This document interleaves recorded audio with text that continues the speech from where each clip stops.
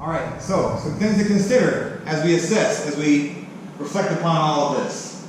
Was the resurrection a legendary development of a wise sage turning into the mythological Son of God?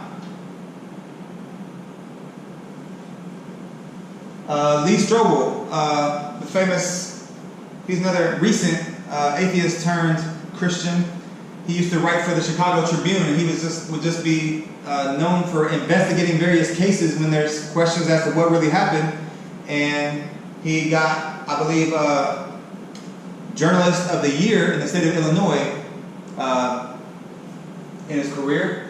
And in this Case for Christ, this is actually a movie now, not just a book. So check those out if you can.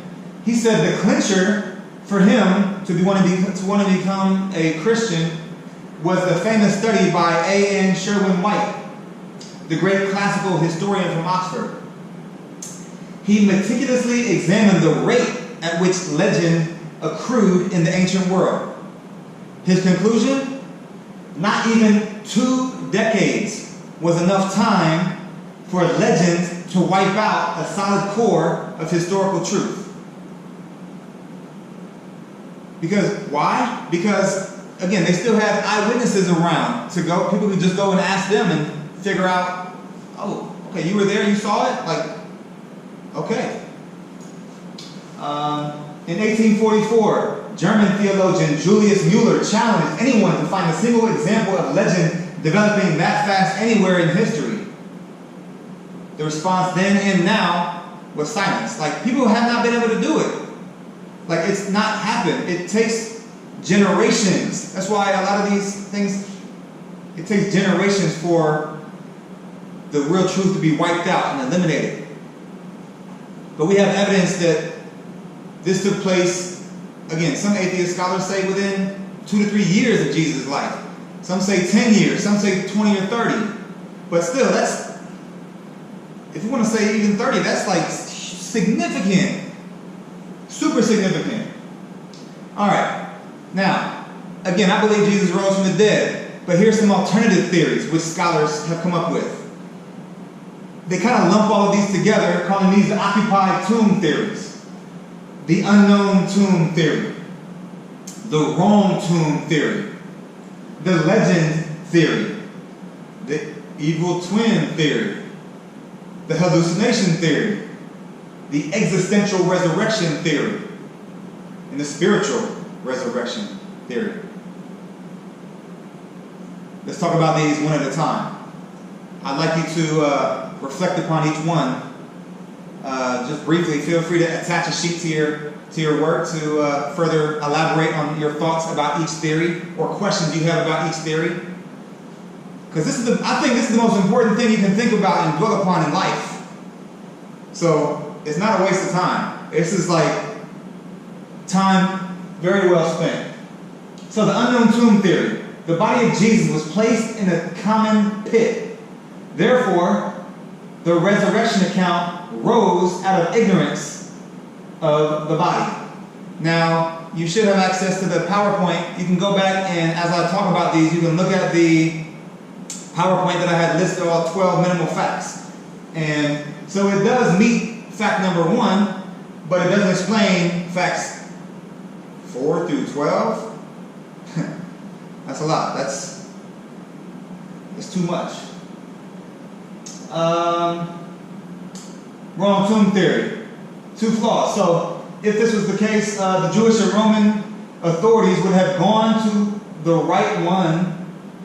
That means they went to the right tomb and paraded his body around the city. Right? The tomb belonged to Joseph of Arimathea, member of the Jewish Sanhedrin. So they all had some kind of permanent, collective amnesia. Like, again, think about it. They could have just taken his body, went to this tomb, and grabbed his body and just marched it around the city. Hey, all you Christians, shut up, go home, get a life. It's over. Your movement is over. This religion is over. Just shh. But they couldn't do it. How can people rationalize the 12 appearances? If you look in the Bible in the New Testament, you can see that there were 12 additional appearances after he died. So the appearances themselves would need to be explained, not just the empty tombs. So this would mean that the women went to the wrong tomb. A man was there, which they mistook for an angel, and they misheard him when they thought they heard him say, "He is risen." Hold on. But women asked for directions. I can hear some of y'all laughing out there. For what reason? Are you the type of woman that ask for directions? Or maybe you don't ask for directions like my wife. But anyway, that's okay. People are different. But a lot of people do like to ask questions. I'm the kind of person that asks directions though. Anyways, Peter might have just acted impulsively again and failed to ask questions.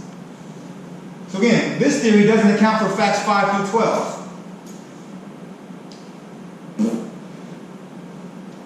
The legend theory. So the resurrection of Jesus is a fabricated story that evolved over a long period of time, generations, to vindicate a leader who has been dead for a very long time. This theory says that, hey, maybe there was a guy named Jesus who made people feel better, who taught good things. Maybe it's something that, gets discussed at a campfire or a sleepover. This is actually the most popular theory, but it's the least scientific. So it doesn't account for any of the facts of the case. You could say it's just wishful thinking. Evil twin theory. Y'all didn't know Jesus had a twin? What's wrong with you? Oops. Man, I punched it and it just went back. Oh well. Jesus died and was buried, they say.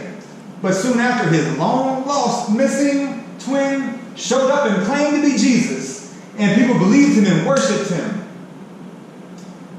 This theory actually almost became a popular book, but this person who had this idea ended up debating this famous Christian scholar named William Lane Craig, and kind of thought to himself maybe I shouldn't. There's no real evidence for this, and this would just be really foolish, and I would get slammed. So, again, he didn't publish it. But so, again, this doesn't explain facts 4 or 11. Again, check your list of 12 facts. And here's even, if you want to check that out. Hallucination theory. So Gary Habermas said that 5%, roughly 5%, biblical scholars believe this theory. But a hallucination theory is actually credible. There is scientific evidence for this, for those who are recently bereaved.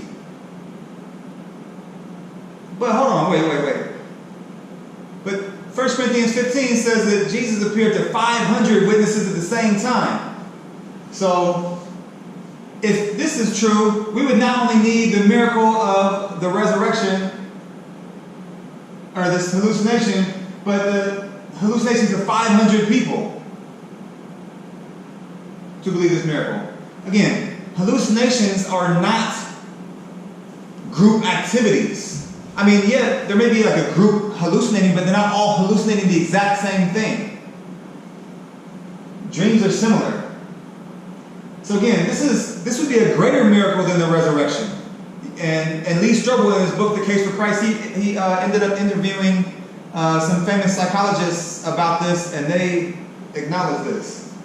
So Jesus appeared 12 times to a variety of people over a 40-day period. 6 of those times he touched and ate.